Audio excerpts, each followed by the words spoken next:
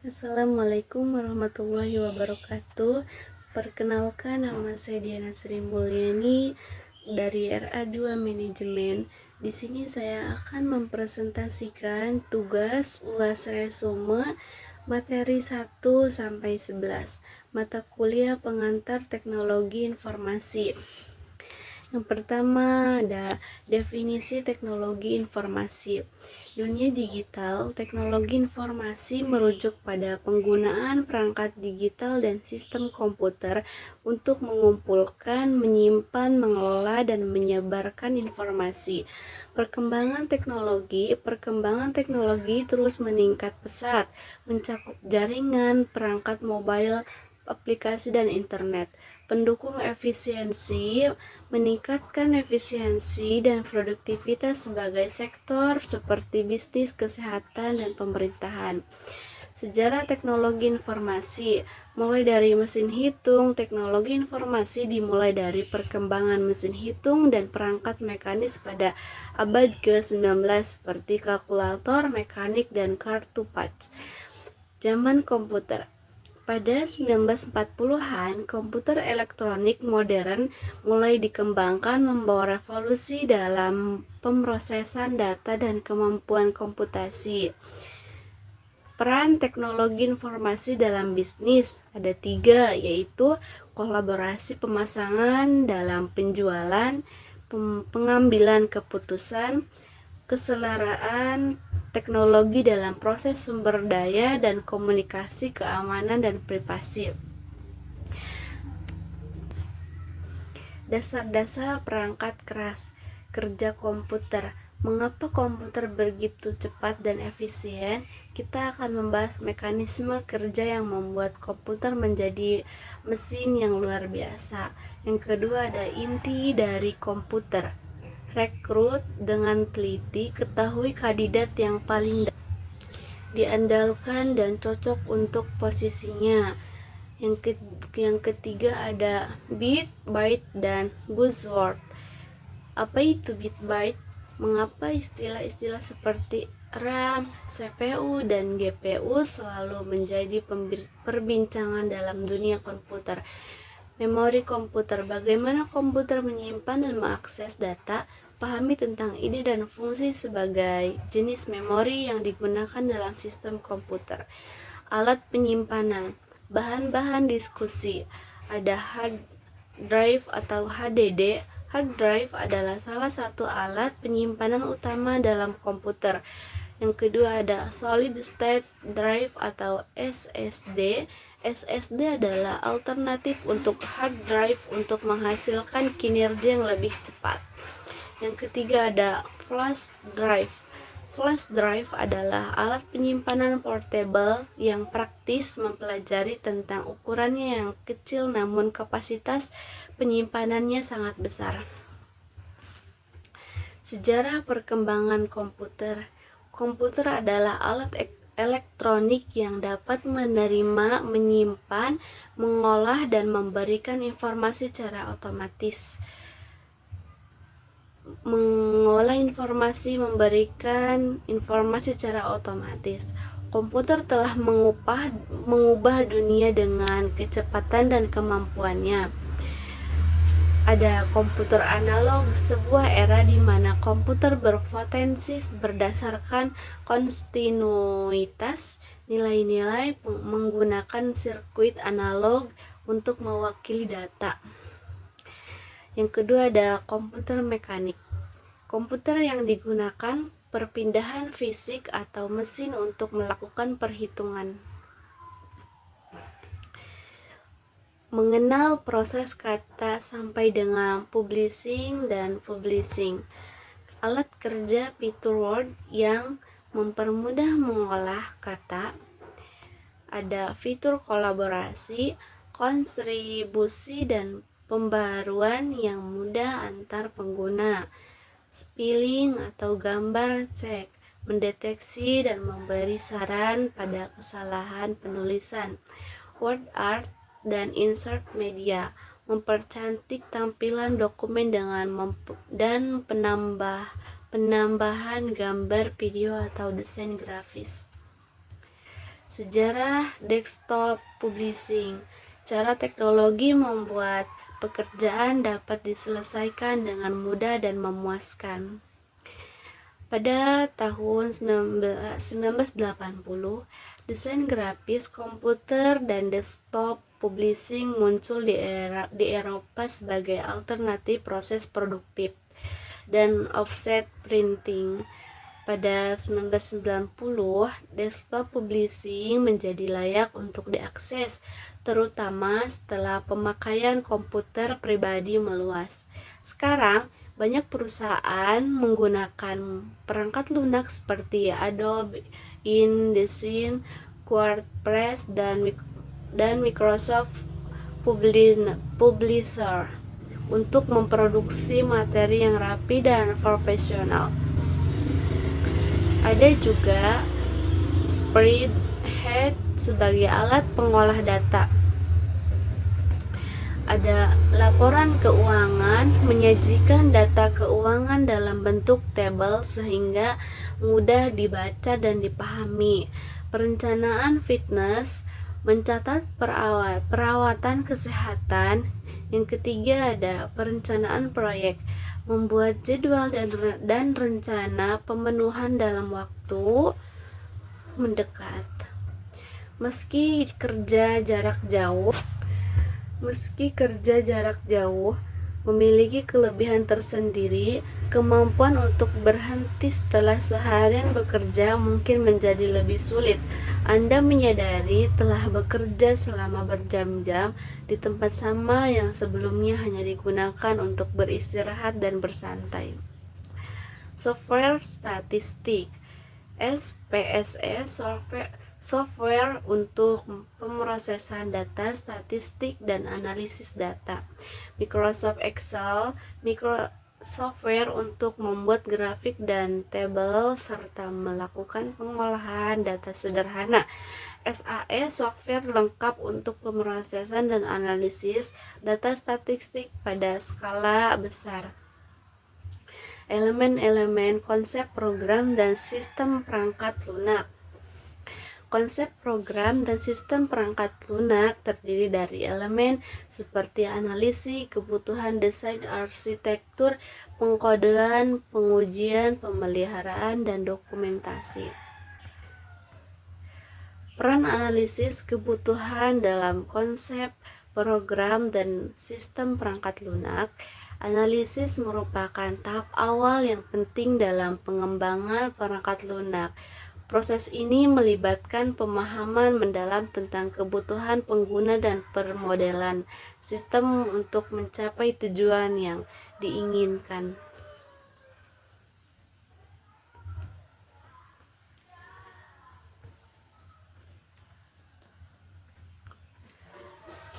Pengenalan Internet.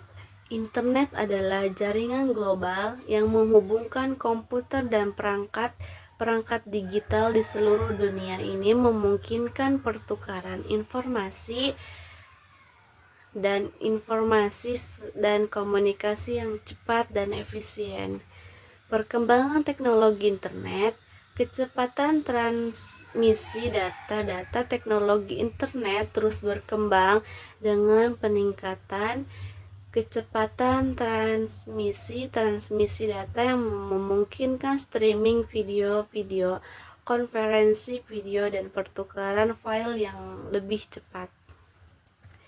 Perangkat terhubung, smartphone, tablet, dan perangkat Internet of Things (IoT) memungkinkan konektivitas internet di mana-mana, memudahkan akses informasi dan komunikasi.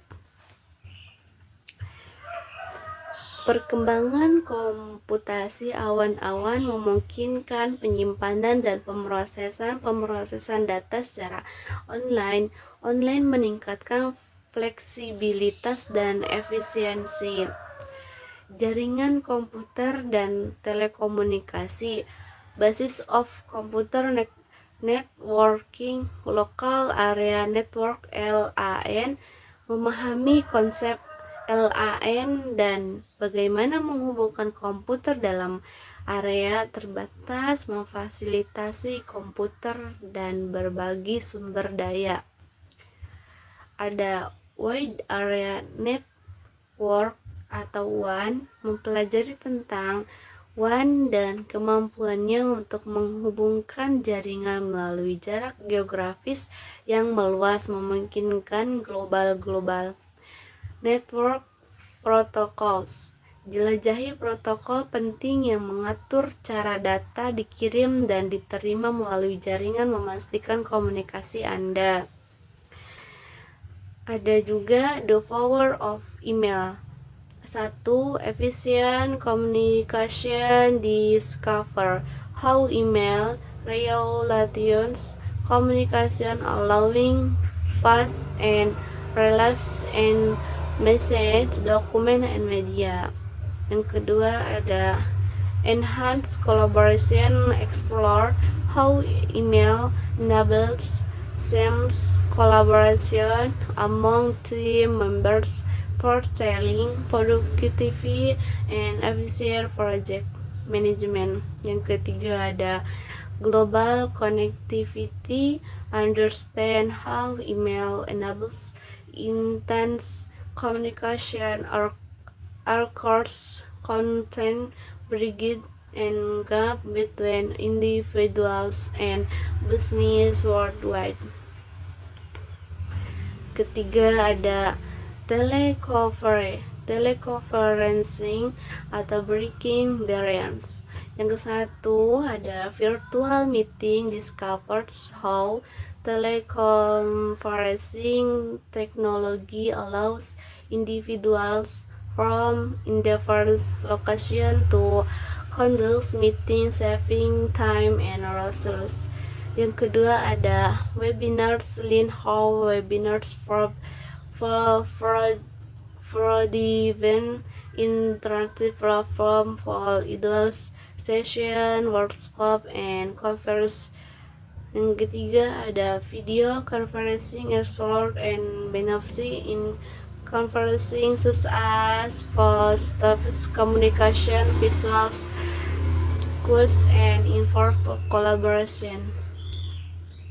Manfaat database dan pengimplikasiannya. Pemanfaatan database menjadi penting dalam era digital untuk menyimpan, mengelola, dan menganalisis data dengan efisien. Dalam presentasi ini kita akan menggali lebih jauh tentang penggunaan database dan implikasi yang terkait. Pengertian database. Database adalah kumpulan data terstruktur yang disimpan secara sistematis. Ini mencakup entitas, atribut, dan relasi antara entitas. Database memungkinkan pengguna untuk menyimpan, mengelola, dan mengambil informasi dengan mudah dan cepat, meningkatkan efisiensi dan akurasi bisnis. Implikasi hukum dalam penggunaan database. Penggunaan database juga terkait dengan implikasi hukum terkait privasi dan perlindungan data pribadi. Regulasi seperti General dan Protection Regulation atau GDPR di Uni Eropa menetapkan prinsip perlindungan data yang harus dipatuhi oleh perusahaan yang menggunakan database. Pentingnya keamanan dalam penggunaan database. Dalam penggunaan database, keamanan data merupakan hal yang penting. Database harus dilindungi dari akses yang tidak sah, kehilangan data, dan kerusakan. Langkah-langkah penjagaan keamanan seperti autentikasi, enkripsi, dan backup rutin harus diimplementasikan untuk memastikan keberlanjutan dan integrasi data. Infrastruktur data. Pengertian infrastruktur data adalah rangkaian teknologi, perangkat keras, perangkat lunak, dan proses yang diperlukan untuk mengumpulkan, menyimpan, memproses, mengelola, dan menganalisis data secara efisien dalam aman. Ini mencakup dan menganalisis data secara efisien dan aman, yang memungkinkan organisasi untuk menggunakan data sebagai aset strategis, mendukung pengambilan keputusan yang berbasis data, mendorong inovasi.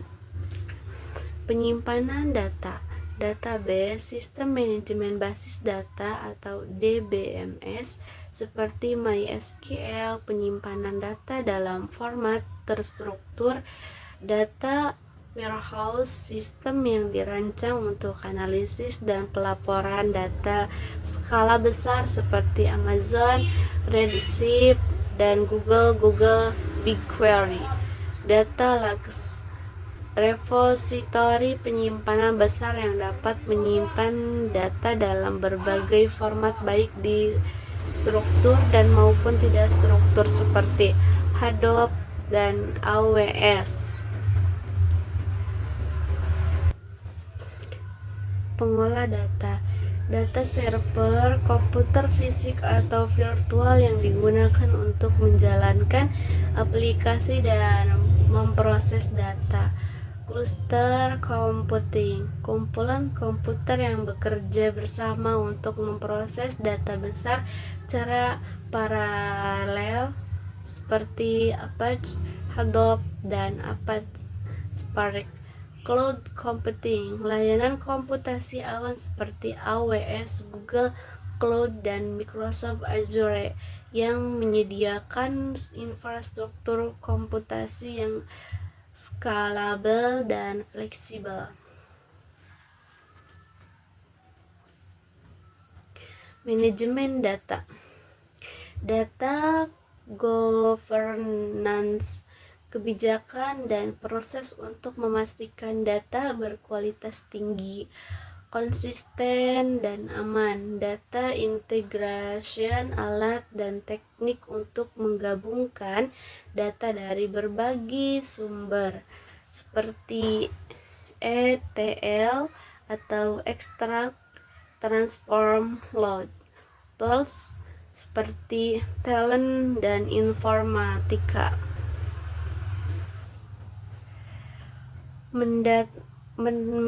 Metadata manajemen, sistem untuk mengelola metadata yang merupakan informasi tentang data seperti katalog data. Keamanan data, enkripsi, proses pengamanan data dengan mengkonversinya menjadi format yang hanya bisa dibaca oleh mereka yang memiliki kunci deskripsi. Access control, sistem yang mengatur siapa yang memiliki akses ke data tertentu dan bagaimana mereka menggunakannya. Monitoring and auditing, alat untuk memantau dan mencatat akses dan penggunaan data guna mendeteksi dan merespon insiden keamanan. Analitik dan visualisasi, alat dan teknik untuk menganalisis data termasuk analisis statistik, machine learning, dan kecerdasan buatan atau AI. Visualisasi, alat untuk memvisualisasikan data dalam bentuk grafik dan dashboard seperti Tableau, Power BI, dan Grafana. Ada juga jaringan konektivitas, bandwidth, kapasitas jaringan untuk mentransfer data dengan cepat antara sistem dan lokasi. Latency, waktu yang dibutuhkan untuk data melakukan perjalanan dari satu titik ke titik yang lain dalam jaringan. Virtual Private Network atau VPN, jaringan aman yang digunakan untuk menghubungkan pengguna ke sumber daya data. Manajemen API atau Application Programming Interface, API Gateway, alat yang mengelola lalu lintas atau API seperti AWS, API Gateway, dan API. API Documentation, dokumentasi yang menjelaskan cara menggunakan API sering disertai dengan alat seperti Swagger dan Postman. Data Platform, Big Data Platforms, sistem yang dirancang untuk mengelola dan menganalisis data dalam jumlah besar seperti Cloudera dan Hortonworks atau real, dan juga ada real time data processing, alat untuk memproses data secara real time seperti Apache, Kafka, dan AWS Kinesis. Pengambilan keputusan yang lebih baik. Data driven decisions, infrastruktur data yang baik memungkinkan organisasi untuk membuat keputusan berdasarkan data yang akurat dan terkini, meningkatkan efisiensi dan efektivitas. Analisis dan prediktif. Dengan analitik dan canggih, organisasi dapat memprediksi tren dan kebutuhan masa depan, memungkinkan perencanaan yang lebih baik. Ada juga efisiensi operasional, automasi atau proses pengolahan dan analisis data yang otomatis dapat mengurangi kebutuhan akan intervensi manual, menghemat waktu dan biaya. Optimisasi proses data dapat digunakan untuk mengidentifikasi data, menghilangkan hambatan dalam proses operasional, meningkatkan produktivitas. Inovasi dan pengembangan produk, riset dan pengembangan. Infrastruktur data memungkinkan analisis mendalam yang dapat mendorong inovasi produk dan layanan baru. Ada juga customer insights, pemahaman yang lebih baik tentang perilaku dan preferensi pelanggan, memungkinkan pengembangan produk yang lebih tepat sasaran. Ada juga peningkatan layanan pelanggan. Personalisasi data memungkinkan personalisasi layanan dan produk, meningkatkan kepuasan dan loyalitas pelanggan. Respon cepat, akses real time ke data memungkinkan organisasi untuk merespon dengan cepat terhadap pemerintahan dan keluhan pelanggan. Keamanan dan kepatuhan, pemantauan dan audit. Infrastruktur data memungkinkan pemantauan berkelanjutan dan audit yang membantu menjaga keamanan data dan kepatuhan terhadap regulasi. Biaya tinggi. Investasi awal, membangun dan memelihara infrastruktur data membutuhkan investasi yang signifikan yang dalam perangkat keras, lunak, dan tenaga ahli. Biaya operasional, pengelolaan, pemeliharaan, dan peningkatan infrastruktur data dapat menjadi beban keuangan yang berkelanjutan. Kompleksitas dan kesulitan implementasi. Integritas sistem, mengintegrasikan berbagai sistem dan sumber daya bisa menjadi tantangan yang kompleks dan memakan waktu. Ada juga keterampilan teknis, memerlukan tenaga ahli dengan keterampilan khusus dapat dalam manajemen data, analitik, dan keamanan yang mungkin sulit ditemukan. Ada juga pembahasan tentang keamanan komputer. Keamanan komputer sangat penting dalam era digital saat ini karena berbagai alasan yang berkaitan dengan perlindungan data, privasi, integritas sistem, dan berkelangsungan operasional bisnis serta individu. Perlindungan data dan informasi, keamanan data pribadi. Data pribadi seperti nomor identifikasi, informasi keuangan, dan data kesehatan perlu dilindungi dari akses yang tidak sah untuk mencegah pencurian identitas dan penyalahgunaan informasi.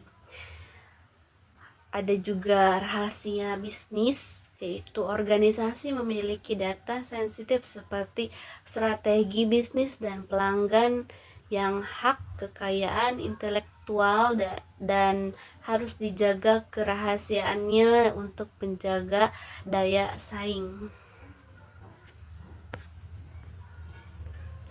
Selanjutnya ada pencegahan penipuan dan kejahatan siber dan keberlangsungan operasional. Ada yang pertama ada publishing dan penipuan online.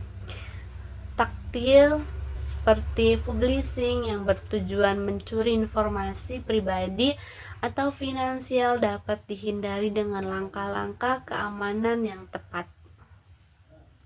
Yang kedua ada ransomware dan malware.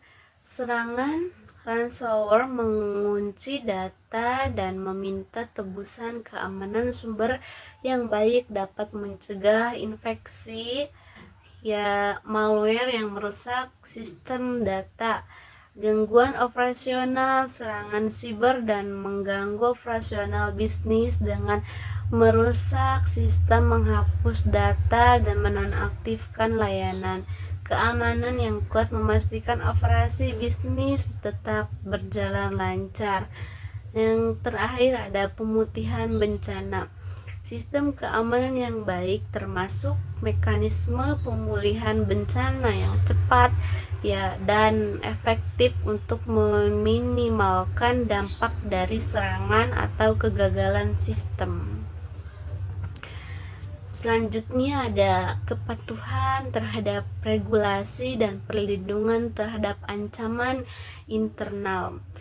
Peraturan perlindungan data, banyak negara memiliki undang-undang yang mengharuskan organisasi untuk melindungi data pribadi seperti GDPR.